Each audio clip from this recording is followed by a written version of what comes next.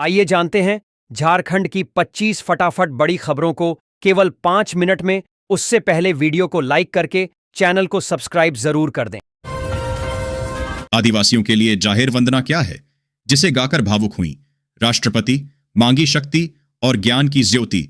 जमशेदपुर के कर्णडीह में ओलचिकी लिपि के 100 वर्ष पूरे होने पर आयोजित समारोह में राष्ट्रपति द्रौपदी मुर्मू जाहिर मान को याद कर भावुक हो गईं।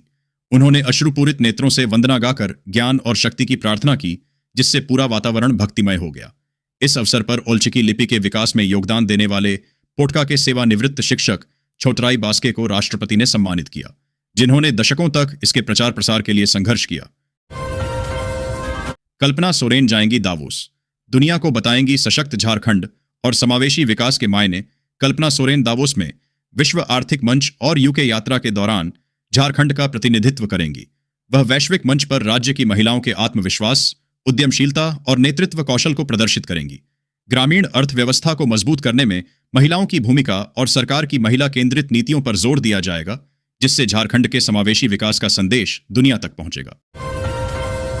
झारखंड भाजपा प्रदेश अध्यक्ष के लिए आदित्य साहू ने दाखिल किया नामांकन, कल आएगा रिजल्ट। आदित्य साहू ने झारखंड भाजपा प्रदेश अध्यक्ष पद के लिए सोमवार को नामांकन दाखिल किया। पार्टी के वरिष्ठ नेताओं की उपस्थिति ने सर्वसम्मति का संकेत दिया। 14 जनवरी को औपचारिक घोषणा होगी, जिसमें साहू के अध्यक्ष बनने की प्रबल संभावना है। यह कदम आगामी चुनावों के मद्देनजर संगठन को मजबूत करने की रणनीति का हिस्सा है, जिससे पार्टी को नई दिशा मिलने की उम्मीद है।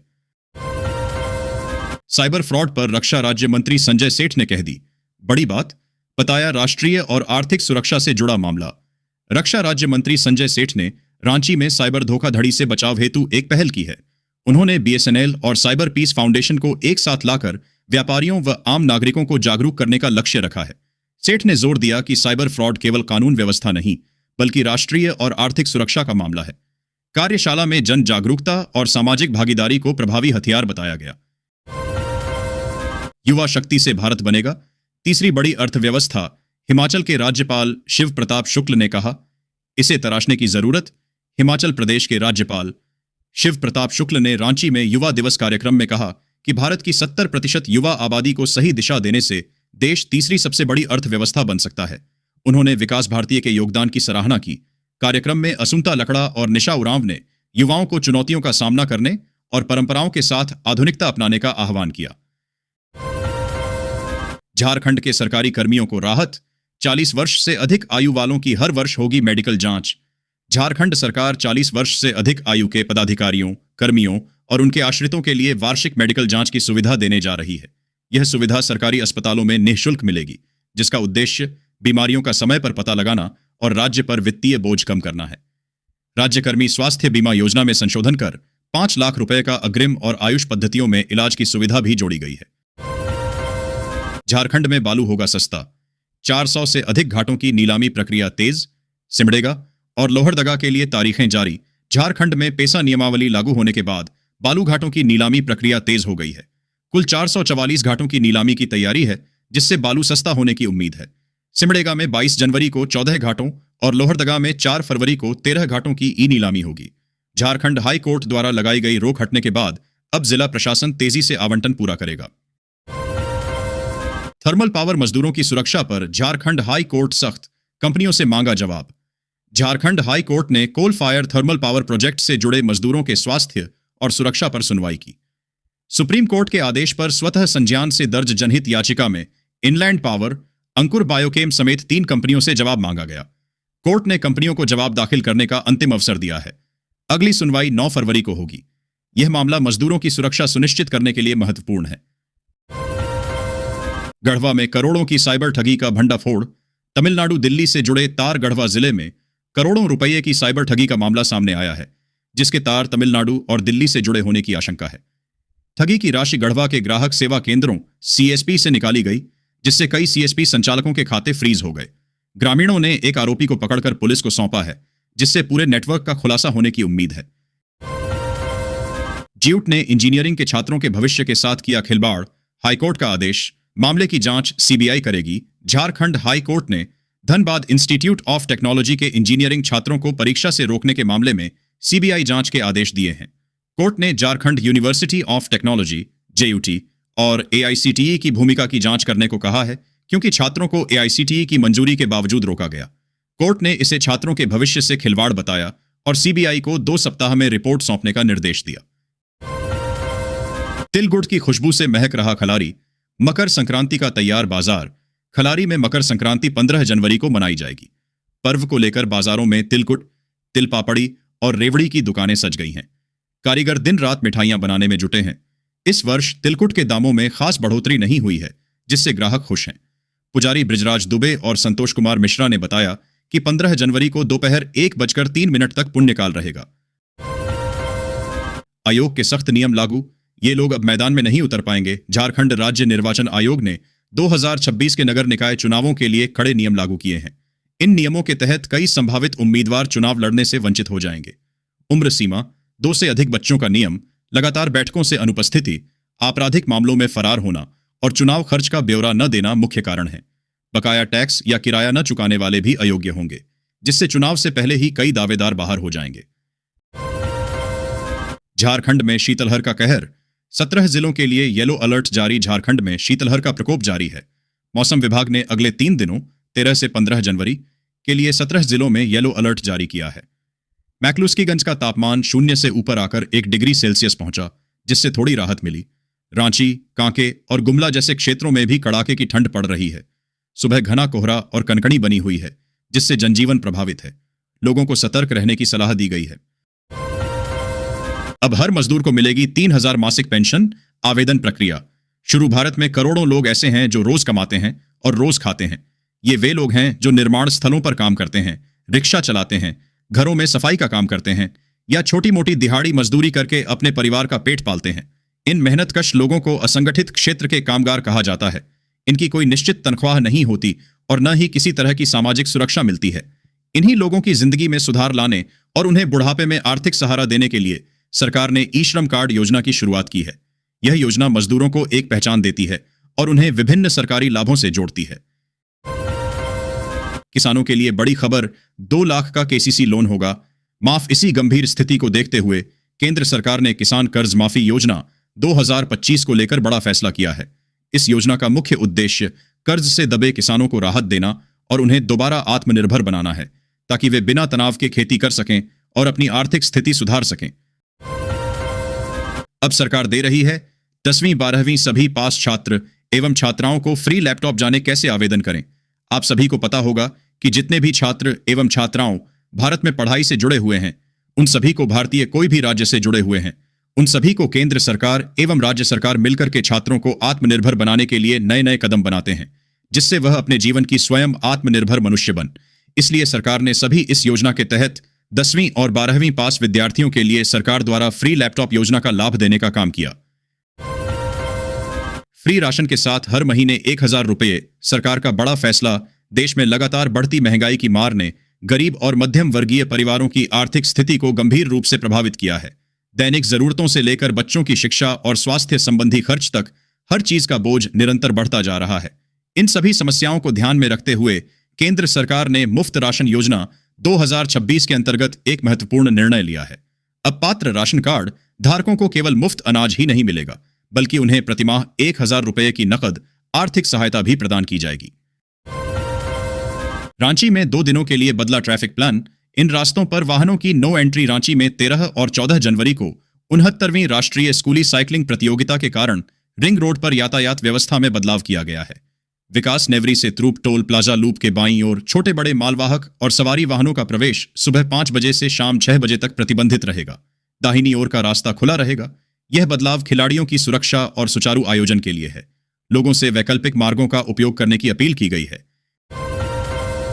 मेधा डेयरी अगले 3 वर्षों में दोगुना करेगी दूध उत्पादन। झारखंड में 5 लाख लीटर प्रतिदिन की क्षमता का लक्ष्य। मेधा डेयरी झारखंड में अगले 3 वर्षों में अपनी दूध उत्पादन क्षमता को दोगुना कर 5 लाख लीटर प्रतिदिन करने की तैयारी में है। इसके लिए रांची के होठवार में मिल्क पाउडर और आधुनिक उत्पाद संयंत्र स्थापित किए जा रहे हैं। सरायकेला, खरसावां और चतरा जैसे नए जिलों में भी विस्तार होगा। यह पहल स्थानीय किसानों को सशक्त करेगी और राज्य में दुग्ध क्षेत्र को नई गति प्रदान करेगी। डीएसपीएमयू छात्र संघ चुनाव में अभी और होगी देरी। परिचय पत्र न बनने से अटका मतदान। श्यामा प्रसाद मुखर्जी विश्वविद्यालय डीएसपीएमयू। में 2025 से 26 के छात्र संघ चुनाव में देरी होगी क्योंकि विश्वविद्यालय छात्रों के परिचय पत्र नहीं बनवा पाया। वित्त विभाग से धन न मिलने के कारण आई कार्ड नहीं बने, जिससे चुनावी प्रक्रिया रुक गई। छात्रों से चुनाव शुल्क के रूप में 98 लाख रुपए वसूले गए हैं। वोटर लिस्ट तैयार है, जिसमें 16,774 मतदाता हैं, जिनमें छात्राओं की संख्या निर्णायक है।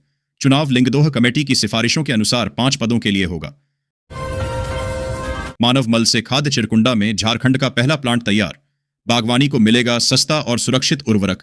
धनबाद के चिरकुंडा में झारखंड का पहला 12 MLT FSTP प्लांट लगभग 3 करोड़ की लागत से बनकर तैयार है।